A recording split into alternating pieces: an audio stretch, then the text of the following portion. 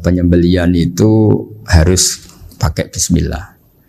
Kalimat harus ini harus dengan arti taruhan sah tidak sah, apa harus sebagai etika, apa harus sebagai supaya kebiasaan baik ini bertahan. Saya ulang lagi ya, misalnya Pak Arifin dawuh teng jenengan cung nak nyembelih pitik kudu maca bismillah. Kalau kamu memotong hewan harus baca bismillah. Kata harus itu apa artinya syarat sah? Sehingga kalau tidak baca tidak sah. Apa keharusan dalam makna etikanya harus baca bismillah. Jadi urusannya hanya apa? Etika atau afdoliyah.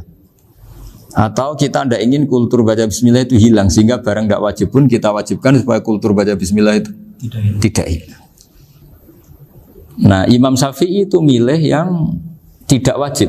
Itu hanya urusan etika.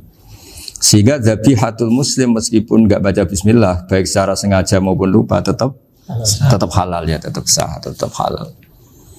Tapi beberapa ulama mengatakan baca bismillah itu wajib dan menjadi syarat sah. Ya kira-kira karena pamit tadi, yang beri nyawa itu Allah, kok apa yang menghilangkan enggak pamit, sudah menghilangkan nyawanya ayam dimakan lagi. Wah itu selingkuhannya kan pasti marah itu. Selingkuhannya, pacarnya, anaknya, cucunya itu kan marah itu. Tapi kalau pamit yang punya kan dah. Coba kalau ayam cantik yang pas kamu sembelih itu lanangannya kan mangkel itu. Kalau kebetulan sudah tua kan sekarep-karepmu kan gitu. Jadi apa? Itu yang tahu Sarah. Saya ulang lagi yang tahu Sarah karena ini sudah jelimet. Sudah jelimet. Sehingga enggak ada kitab matan yang Indo kecuali disarai. Dulu ada kitab namanya Takrib, karangannya Abi Suja. Terus disarai kecil sekali oleh Fathul Qorib. Ya, oleh Ibnul Qasim Al-Huzi itu. Terus disarai lagi oleh Bajuri. Jadinya Bajuri itu sudah sarhun ala sarhin warifin, sudah sarhun ala sarhin, bukan sarhun ala matnin tapi sarhun ala sarhin. Nah, kenapa memang kita butuh itu? Saya ulang lagi, kita butuh itu. Nah, kenapa butuh? Ya karena mau tidak mau. Saya ulang lagi, mau tidak mau. Karena matan itu seperti itu. Misalnya matan cerita, yang dikatakan menyembelih itu apa? Ya nyembelih itu ya nyembelih. Nyembelih itu memotong hewan. Terus motongnya dari mana? Kalau kamu motong hewan dari mana coba? Dari belakang atau dari depan? Dari mana? Depan misalnya. Pertanyaannya, ketika dari depan itu paling penting terpotong al-hulkum wal mari misalnya. Yang satu majrur to'am, yang satu majrur ruh ya gitu, majrur nafas. Tapi andekan dari belakang gimana? Tapi tetap terpotong. Mulai ribet kan? Kalau kubu sebelah kan enak, pokoknya nggak sunah Rasul seperti itu, nggak mau debat. Tapi kita tidak, cara berpikir tidak gitu. Ini kan status hukumnya halal apa haram ketika ada orang motong hewan dari belakang. Nah, terus kita berdebat kan, mesti berdebat itu mau dibilang haram, nyatanya memenuhi syarat apa tadi pemotongan. Nah, hukumnya kena, amarinya kena. Mau dibilang halal, jangan-jangan pitiknya sudah pingsan, sudah mati karena dogrok-ogrok dari belakang. Nah, itu terus ulama debat. Nah, kan mungkin juga. Ya kan, pitiknya sudah setengah kena corona, pingsan terus. Ya kan, sudah pingsan terus digorok. Nah, seperti ini mau tidak mau kita harus detail. Detail artinya yang dikatakan menyembelih itu apa? Ya nanti tak bacakan tabir-tabir di Bajiria sekaligus ijazah untuk jenengan semua. Saya tadi alhamdulillah ketemu Pak Arifin lama, ngendikan panjang lebar tentang pentingnya ilmu. Yang dikatakan menyembelih adalah mematikan hewan yang hidup dengan kaifiyah syariah. Saya ulang lagi, mematikan hewan yang hidup dengan kaifiyah syariah. Nah, kalimat hidup ini mulai masalah. Hidup yang apa? Misalnya ada hewan, saya sering kalau ngaji cerita, ada ayam jago ketandang mobil, ketabrak mobil, kejet-kejet. Enggak kamu sembelih pun 1 menit lagi pasti meninggal. Ini kan hanya koordinasi prosedur saja. Karena prosedur ayam mati harus kejet-kejet, enggak boleh enggak langsung peletes mati, enggak boleh. Nah, pertanyaannya ketika kejet-kejet ini kamu sembelih, itu halal apa enggak? Wong andekan enggak disembelih juga sudah mati. Artinya enggak penyembelihan ini kan enggak memberi kontribusi pematian tapi enggak ngefek gitu. Makanya terus ada perdebatan, ada hayatun mustaqirrah, ada hayatun ittirariyah, ada harokatu masbuh. Itu kalau enggak sarah enggak bisa. Lalu pertanyaan nakalnya begini, saya itu betul pernah ngalami itu. Wayam jago itu kan mahal, apalagi kalau Bangkok kan. Saya pas jalan-jalan sama anak saya, sama jalan-jalan mau ke pasar itu di pertolongan tuar mak. Kusik halal tuh orang, kadang tanya orang awam, halal kata saya. Gitu. Padahal andai kan tidak disembelih ya pasti mati. Suatu saat ada yang mengkonfirmasi lagi. Saya bilang kalau kiai ya tidak pantas makan ayam gitu, tapi kalau kamu tidak kiai ya pantas saja. Daripada rata halal lo geremeng eman kan ribet. Nah sebetulnya itu dalam mazhab Syafi'i itu tidak halal karena dia sudah tidak punya hayatun mustaqirrah. Karena tadi setengah menit lagi atau 1 menit lagi pasti mati. Kan dia belum mati karena koordinasi Israel saja, tetap yang nyambil itu. Tetap kan nggak segampang itu kan, tetap prosedur apa? Jalankan SOP. SOP-nya harus ada. Nggak boleh mati selonang-selonang itu, nggak boleh. Tetap ada SOP kata Warifun ada SOP. Dia kalau sama saya bisa guyon kalau. Nah, tapi misalnya nanti pertanyaan, tapi dalam mazhab Maliki itu diabaikan, hayat mustaqirrah, hayat ittirariyah, hayat itu diabaikan. Cara berpikir Imam Malik lebih matematis. Kalau nggak disembelih itu matinya berapa menit? 1 menit lagi. Gara-gara disembelih dia mati sekarang. Berarti eksekutornya ya peso itu. Ya berarti peso itu memenuhi kriteria mematikan sesuatu yang masih hidup, hewan yang hidup dengan cara syar'i. Jadi andai kan ada rapat malaikat, matinya karena apa coba? Karena peso apa karena kecelakaan? Karena peso. Ya kan? Karena kalau nggak tanpa peso nunggu 1 menit, gara-gara disembelih langsung terjadi sekarang. Nah karena hukum halal ini yang menarik dan menguntungkan. Di bab ini orang jadi Malikiyah semua. Mana maksudnya ya? Jadi kita ini sebetulnya Syafi'i pecundang gitu. Syafi'i partai politik. Jadi kalau sedang tidak menguntungkan ya kata siapa kita Syafi'i banget? Tidak juga itu.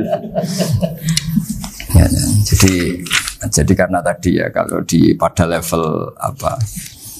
level perdebatan ulama itu ada tadi ya, ada seperti itu, ada hayatun mustaqirrah, ada hayatun ittirariyah, ada harokatul masbuh. Jadi tak baca ya supaya dapat barokahnya ulama ya. Jadi tak baca taksinya ini di halaman, terus kitab ini saya tinggal sebagai amal saya, keluarga saya, sebagai penghormatan saya sama Habib Ali, Habib Qures, Habib Hussein semuanya, Pak Arifin dan Bismillahirrahmanirrahim. Wa'alam, ini halaman 562, ikutnya bab kita buah kami Sayyidi wa Dzabai. Ya, jadi nanti yang mungkin kalau beda halaman cari di babnya kalau beda halaman cari di babnya. Karena kadang beda halaman Arifin. Kalau cetakan sekarang enggak. Beda. Iya, kadang beda juz pun. Kayak Ikhya sekarang tuh sampai 6 juz.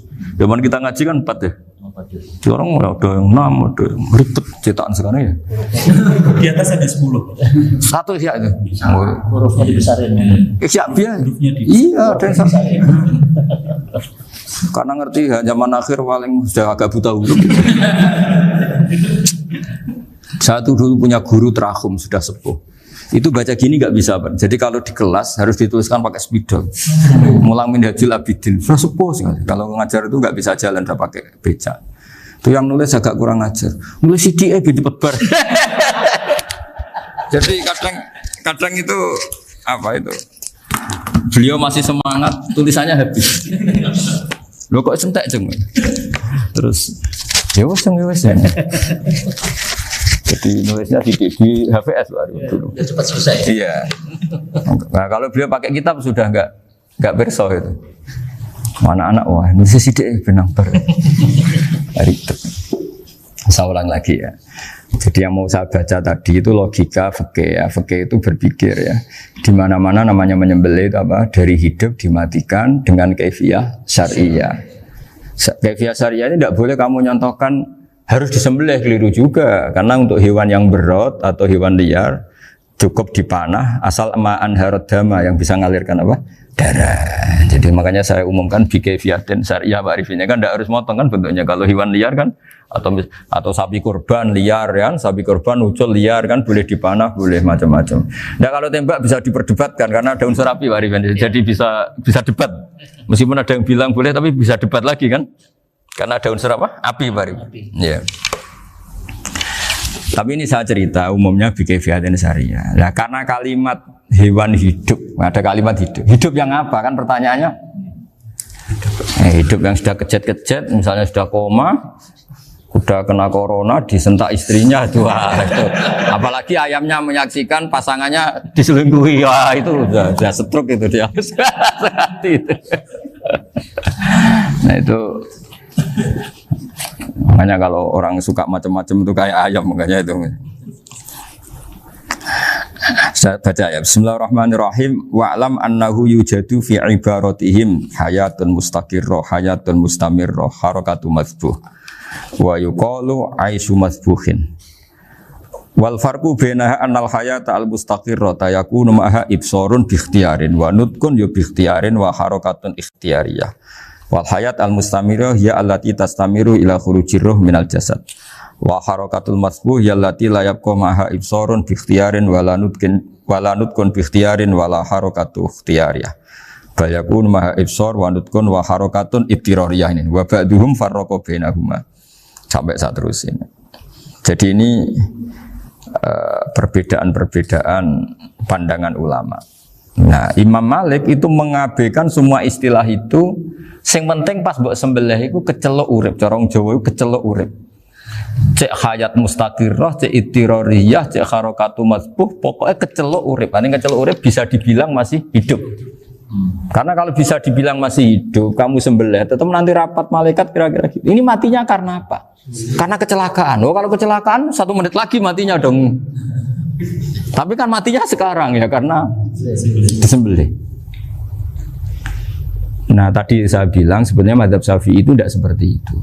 Karena Imam Malik menghalalkan, biasanya penggemarnya lebih banyak. Di bab bongso halal itu kan penggemarnya masih banyak. Tapi ya sudahlah, itu masih ahli sunnah karena salah satu dari mazhab. Tapi logikanya juga masuk. Jadi kita bukan sekedar taklid ke Imam Malik, tapi kalau kita ikhtiyat ikut Imam Syafi'i ya monggo, karena mungkin secara medis karena mengalami seperti itu mungkin tingkat kesehatannya apanya sudah ya sudah lah, yang penting makanya terus orang Jawa pinter nak PTE jago ya halal, nak cilik enggak lah. Itu kan ibarat perdebatan antara kepiting sama yuyu. Yang menghalalkan kepiting itu mengharamkan yuyu. Tahu yuyu yang kecil di sawah ya? Tak tanya, kenapa yuyu halal? Karena amfibi Gus, bisa hidup di dua alam. Memangnya kepiting enggak? Oh beda. Ternyata beda maksudnya. Eman Gus kalau haram. Eman kan, kalau yuyu haram kan enggak ngefek kan? Kecil.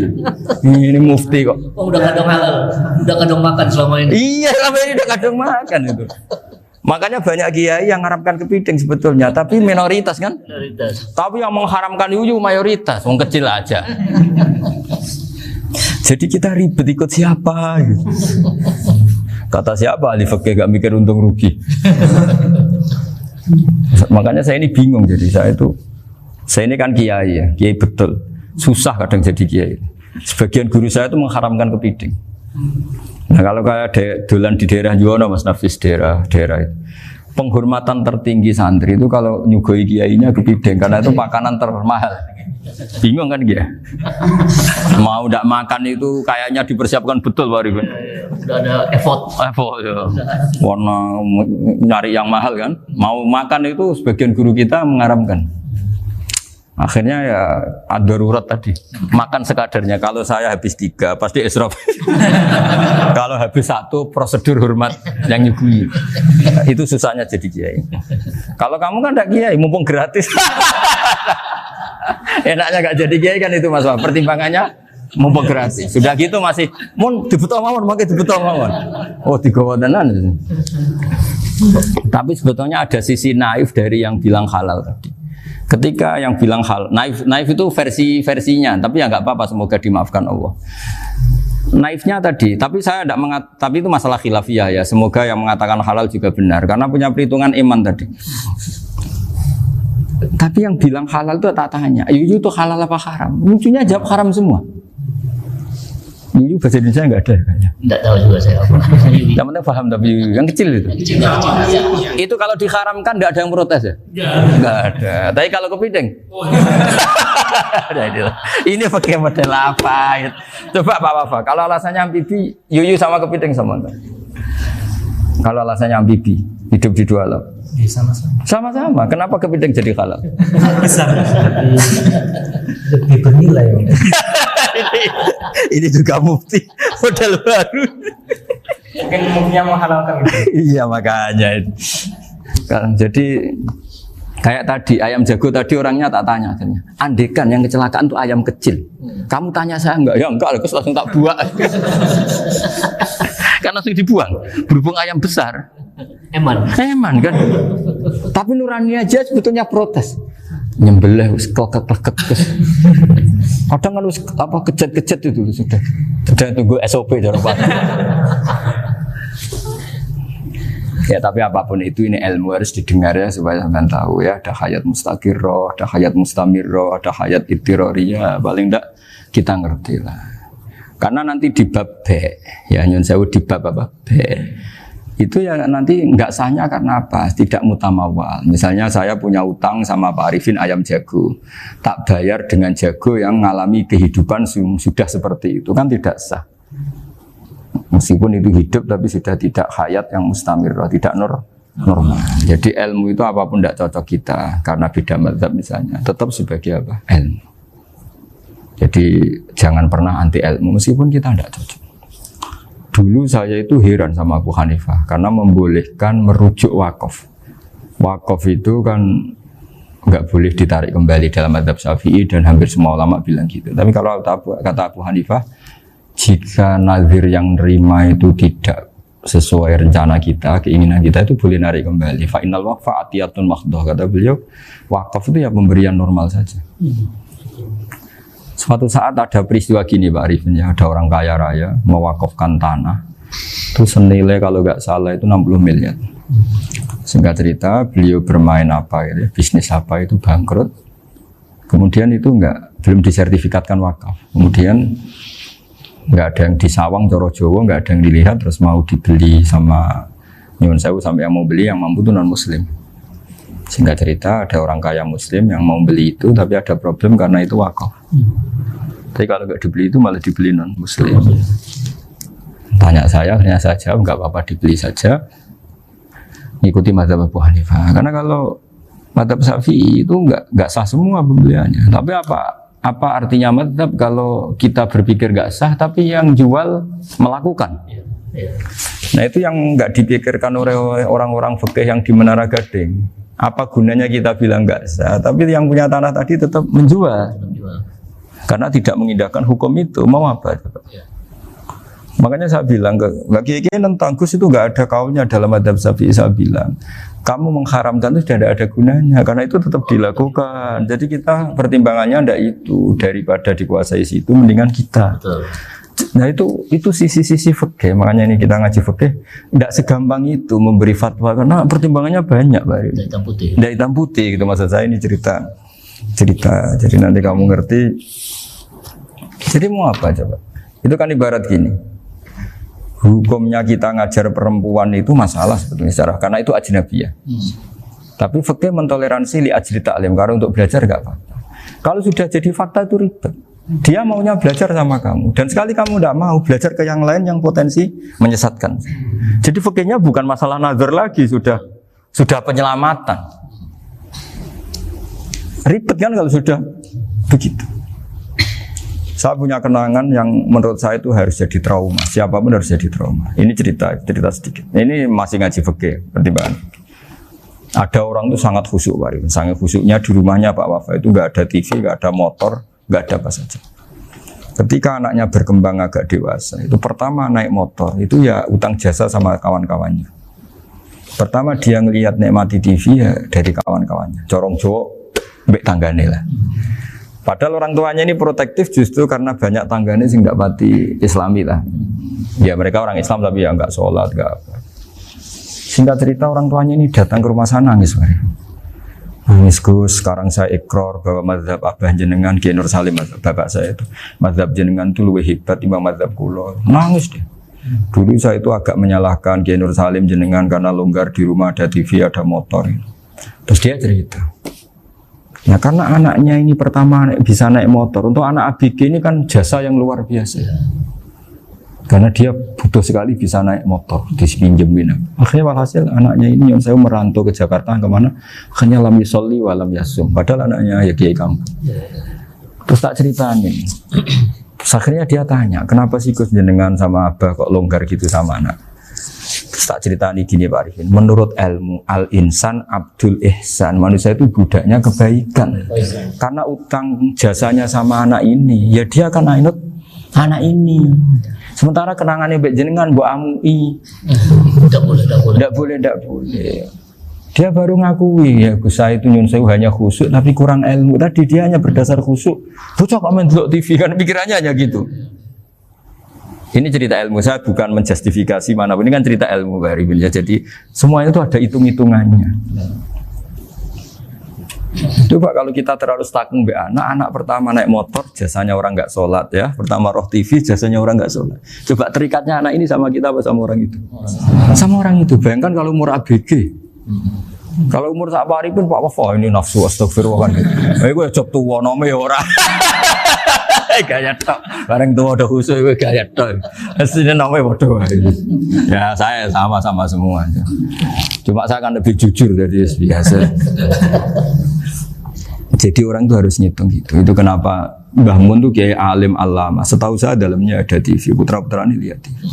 Meskipun kita tidak mungkiri negatifnya TV, kita nggak mungkiri Pak Arifin ya. Tapi tadi ketika anak-anak ABG itu pertama lihat TV jasanya tonggoni. Kalau kebetulan tanggane wong soleh nggak masalah ya. Kalau enggak, itu nangis ke rumah saya itu ya. Nyesel dia. Tapi saya bilang gini, ini jenengan tiang soleh, mesti anak jenengan suatu saat kembali. Coba pola jenengan harus rubah. Ini hebatnya Nabi. Ketika Sayyidah Aisyah masih kecil, minta diperlihatkan Li'bul Habasyah. Itu diturutin kan wasyir itu. Kayak apa Nabi? Karena kalau nggak diturutin, pasti Sayyidah Aisyah akan ngidolakan mainan yang lain yang di luaran sana malah. Itu karena Nabi punya kearifan tadi. Jadi ini kan ilmu, lagi-lagi ilmu. Jadi yang semua itu harus dibaca dengan ilmu. Makanya kata Nabi, ad-dunya mal'unatun mal'unun fiha illa dzikrawah wa ma'alahu aw aliman aw muta'alliman. Karena dunia ini hanya bisa dibaca dengan ilmu. Yang diridai Allah maksudnya hanya bisa. Saya itu banyak kenal menteri, kenal pejabat. Tapi saya tidak pernah melihat itu sebagai pejabat. Melihatnya itu orang yang ingin belajar agama. Karena sekali salah melihat, yang hidup itu tamaknya Pak Arifin. Yang hidup kan tamaknya. Saya kenal orang kaya kok melihat kayanya, yang hidup itu tamaknya, ingin dapat ini, dapat. Tapi kalau melihat itu sebagai hamba Allah yang ingin belajar, insya Allah kita selamat dari tamak. Meskipun kita ya manusia tidak sempurna. Setidaknya ketika dia lomo atau tidak lomo, nyalami template apa tidak ngefek, karena kita melihat ini mau belajar. Tapi kalau kamu didorong tamak, katanya orang kaya ternyata nggak tahu haknya kiai, ribet kan? Ribet. Ya kalau kamu punya santri cantik ya lihat itu sebagai santri kamu. Jangan melihat ini mau nggak sama saya, kalau enggak ya wah ya ribet kalau gitu.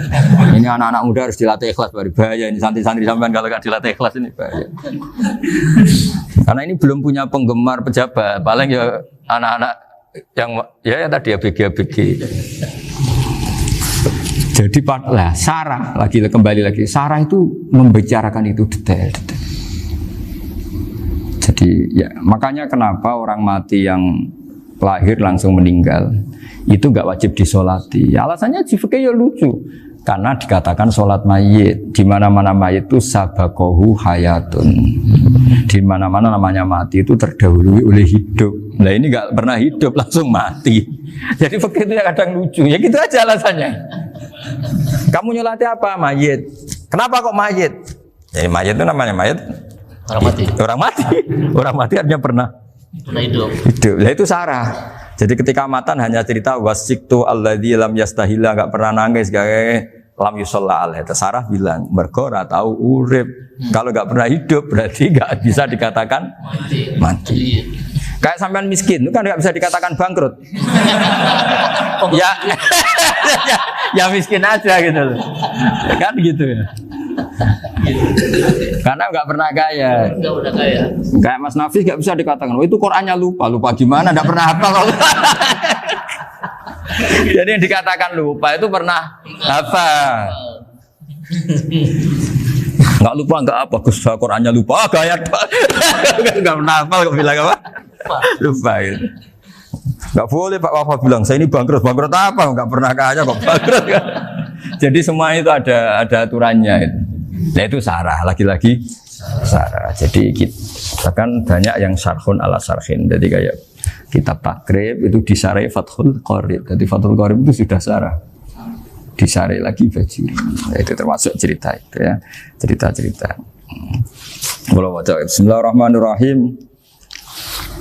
Ya, wa yakunu qad umma dzukira daf'atan wahidatan la fi daf'ataini. Islam tujad al hayat al mustaqira inda daf'ati saniyah. Amma idza wujidat al hayat al mustaqira inda daf'ati saniyah fayakhilu al masbuhu aidan. Fasartu wujudul hayat al mustaqira fi ibtida'il wati akhir marrah. Wa makharu dzalika inda tulil fasli wa illa fala rafa'a sikina wa ada fawran aw alqaha liqaniya kalatan wa akhadha ghayraha fawran aw saqatat minhu wa akhadha ghayraha halan aw qallaba wa qata'a biyama bagi hal al masbuh. Jadi ini masalah sarah. Sarah itu sudah detail. Misalnya gini, kamu motong ayam. Motong ayam harus sekaligus shred jadi. Jangan sampai nyuwun sewu 2 kali. Jangan-jangan misalnya gini, ayam tak potong pas ke kiri separuh. Ya, ke kiri separuh apa hulkumnya. Pak Arifin datang, Assalamualaikum Gus Pak, waalaikumsalam, terus santai jagungan dulu. Jagungan sampai besoknya itu enggak meneruskan. Bareng-bareng balik salam, ingat lagi ayam saya ini. Ketika saya meneruskan ini, potensi ayam ini sudah mati atau sudah hidup yang ini masih mazhab Syafi'i loh ya. Atau sudah hidup yang sudah tidak normal. Artinya apa? Penyembelian kedua yang mengeksekusi tadi sebenarnya mengeksekusi barang mati. Yang penyembelian pertama tidak bisa dikatakan penyembelian karena tidak sampai mati. Penyembelian kedua berstatus setengah mati. Nah kalau seperti itu maka haram. Kecuali itu dilakukan secara fauron. Fauron dicontohkan nyembelih ternyata pesunya kedul terus ngambil yang lain. Tapi fauron langsung atau terjatuh ngambil langsung. Ya, itu boleh karena ditoleransi. Tapi kalau kalam ajnabi kata tadi mohon Pak Arifin. Seperti Pak Arifin alhamdulillah sih. Jaminan mau rawuh. Cari ayamnya asem mana. Ini harus sebar. Ini orang ngawur betul. Jadi, lah itu sarah. Bicara sampai detail itu sarah. Jadi ada sekian kemungkinan. Jadi ya, jadi termasuk yang diandaikan apa? Nah, hayat mustaqirah itu batasnya yakunu maha ibsorun bi ikhtiarin wa nutqun bi ikhtiarin wa harakatun ikhtiyariyah. Hayat mustaqirah itu kalau dia betok-betok itu ya karena karepnya. Maksudnya gini, gamane cara roh pitik wedok engkek yo cek karepe dhewe. Cara dia melihat peso itu karepe ya masih lari. Jadi misalnya ada ayam. Ayam kita sembelih baru luka sedikit. Belum sampai andaikan dibiarin ya mungkin suatu saat sembuh, luka. Terus melihat kamu lari ketakutan karena kamu dianggap gladiator, killer lah. Nah itu berarti punya hayat mustaqirah. Tapi sudah kalau kamu sembelih karek ngeriwit, roh kowe serawedi, ya kan? Mau demo ya sudah agak berkutik, ya dia berarti tidak punya hayat mustaqirah. Gitu. Ya batasannya itu Joro. Nah. Dalam mazhab Syafi'i, syarat sahnya penyembelihan harus hewan itu punya hayat mustaqirah. Nah ini sarah ya, jadi sarah itu lebih jelimet. Nah makanya kenapa tidak boleh nyembelih pakai yang tumpul Mas Nafis? Takutnya ayamnya itu ngalami dohtoh, atau kok ditekek. Misalnya sama nyembelih pakai peso tumpul, ini kini ketekek, takut. Kan dia misalnya ayamnya jantungan, roh peso wis setruk kan, udah gitu ketekek. Nah itu mati dulu pasti itu. Siksa. Jadi pas diongok-ongok dia sudah mati. Jadi nanti kalau di akhirat, sepertinya saya sudah mati loh, ngawur. Wah, apalagi nganggo keris naga sosro. Wah, itu sudah gereng sakti kan diginikin tok sudah mati kan? Makanya bahaya nyembelih pakai keris-keris sakti karena sebelum terpotong sudah mati saking saktinya apa? Keris itu misalnya gitu. Baru nempel. Makanya nanti suatu saat ada pertanyaan ini, boleh enggak nyembelih ayam orang yang rainya itu sangat? Wah, itu haram. Kena. Oh, itu mesti mati dulu. Kumisen tatonan apa? Ya bodoh. Iya kayak algojo. Ayamnya jenis apa? Stroke ya? Jenis penakut. Pas mau disembelih, tidak mati. Jadi hati-hati ya nyembelih ayam. Jadi kalau orang kampung Pak Arifin ya, orang kampung mudin kampung. Mungkin kalau orang kota sudah nyuwun sewu nggak peduli. Kalau orang kampung itu. Apa itu Pak Arifin? Kalau nyembelih jago itu sampai apa itu? Ilatnya dikeluarin dong. Oh iya. Apa ya? Iya, karena takutnya katanya beberapa yang kaget itu kelek apa? Ketelan. Iya ketelan ya. Ya itu ya ada kearifan gitu, tapi ya terlalu ya menyiksa ayam. Tapi memang potensi katanya Pak Arifin. Katanya yang ahli-ahli itu ya. Jadi kalau dia jago ya, mau disembelih, saking takutnya itu. Kalau orang Jawa kalau takut kan yang ngelek idu ya. Orang Jawa loh ya. Itu kalau orang takut kan kadang apa kayak. Nah ayam itu nak ketakut. Kadang ininya terus apa? Lidahnya masuk. Akhirnya pas disembelih ini nggak kena. Nah makanya terus banyak mudin yang punya ikhtiar tadi. Pernah lihat Bapak yang ayam jago itu? Ilatnya dikeluarin. Ya itu ya tidak wajib, cuma tidak bisa kita salahkan. Tapi kata penyembelih yang ini tak tanya eksekutor yang lain, pokoknya rodok dipenek Gus. Iku seraiso. Saya belum pernah nyembelih ayam karena ini kan selain nggak profesi saya juga nggak mentolonan saya. Tapi ini beberapa kefiah yang penting kita tahu ilmunya. Yang paling pokok itu qatul khulqum wal mari. Ya kira-kira dalan sing dienggo nafas sama dienggo makanan tadi. Ya tapi itu tadi caranya semua itu harus apa tadi mengalami atau masih punya hayatun mustaqirah. Nah, takutnya dalam konteks nyembelih yang apa tadi?